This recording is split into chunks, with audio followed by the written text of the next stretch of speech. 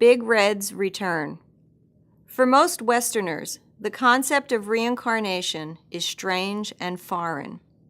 But approximately half of the world's population believes in some sort of reincarnation. The most common theory in Hinduism and Buddhism is that when a person dies, their spirit returns to inhabit a newborn baby.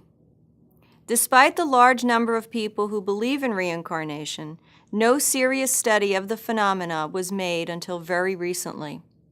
Through the pioneering work of Dr. Ian Stevenson, reincarnation has become a suitable subject for study in parapsychology. He and his colleagues have carefully documented over 40 cases from such countries as Ceylon, India, and Turkey that are suggestive of reincarnation. Today, most research in reincarnation centers on a controversial technique called hypnoregression. Simply put, hypnoregression is when an individual is hypnotized and brought back to relive their previous lives on Earth. The information gathered through this technique has, for the most part, been vague and unconvincing. Dr. Stevenson and his team have focused their attention on children who spontaneously recall past lives without hypnosis. The following case from the White Crow Society files shows that reincarnation cases are not limited to foreign cultures and exotic religions. Suburb of Houston, October 1999. Children say the darndest things. They live in a world halfway between dreams and reality, often unable to distinguish between the two. Natural actors, children so easily inhabit the characters they play. But what if it wasn't play? What if the imaginary persona was real? Big Red was 2 days from the end of his run. He drove an 18-wheeler flatbed, loaded with auto parts on a regular route from Cincinnati to Santa Fe. Nightly he called his wife and 2 children. Honey, I'm homebound. I'll see you and the little ones in 2 days. I love you. But Big Red never made it home. Just outside of Houston, a drunk driver swerved in front of his truck. Big Red locked up his wheels. He pulled the truck across 2 lanes to avoid hitting the driver as his trailer jackknifed into the cab. His truck turned over 3 times before coming to rest in the grassy meridian. Big Red's neck was broken and he died instantly. 15 miles away, Timmy had just been tucked into bed by his parents. His eyes traced the shadows on the ceiling. He suddenly sat up in bed, his throat dry. He padded across the floor in his Pokemon footy pajamas and into the kitchen. Scanning the open fridge, his stubby hand reached for a cold can. It was a Budweiser. He cracked it open and drank half the beer down in one swallow. That was just the beginning of Timmy's bizarre behavior. Foods Timmy used to like, he now wouldn't touch. He kept reaching for one of his father's cigarettes, and his language, well, it was like that of a trucker's. His parents brought him to a child psychologist. After working with Timmy for 6 sessions, the psychologist was baffled.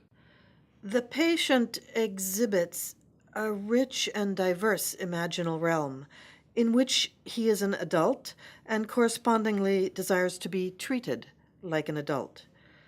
This has taken on the form of the delusional belief that he is, in fact, a 42-year-old man, Big Red, complete with a family, a house, and all the trappings of such a life. What is especially surprising is the coherence of this delusional mindset. He is familiar with such concepts, normally alien to children, as taxes, mortgages, and a variety of truck driving terminology. Tests show no pathological basis for these delusions. The child is physically healthy and seems otherwise psychologically sound. Oddly, in questioning the family, it seems that the character Big Red is of no known relation to the family. The psychologist suggested continued counseling, but the parents soon grew discouraged with the lack of progress. They decided to prove to Timmy once and for all that he was an 8-year-old and not a 42-year-old truck driver.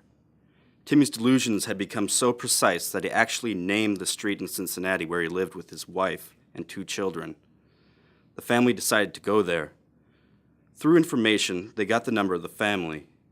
Their surprise that there was in fact a family at the exact address grew to utter shock when they called. The woman was indeed the widow of Big Red. Perhaps out of desperate grief, the woman agreed to the family visiting. The parents hoped that seeing the family would be the thing to shock Timmy out of his disturbing, imaginary world. Meeting with the family was strange, to say the least. Timmy was able to identify the children by name, as well as recall actual shared events in vivid detail. Timmy was totally familiar with the house, even commenting on changes that had been made after Big Red's death. Yet oddly, he seemed blocked when it came to recognizing the woman who would have been his wife. As the children played with this odd incarnation of their dead father, the parents sat quietly over a pot of coffee. No one had any doubts anymore. Timmy was indeed the reincarnation of Big Red. At a loss as to where to turn next, the family contacted a local medium, who put them in touch with the White Crow Society. By the time the White Crow Society met with Timmy, his memory of Big Red had completely vanished, as commonly happens in these types of cases. Timmy was once again a normal 8-year-old child. Interviews with Timmy and Big Red's family confirmed their stories. The interviewer attempted hypno-regression with Timmy with no success. It seemed that whatever had inhabited Timmy had perhaps moved on.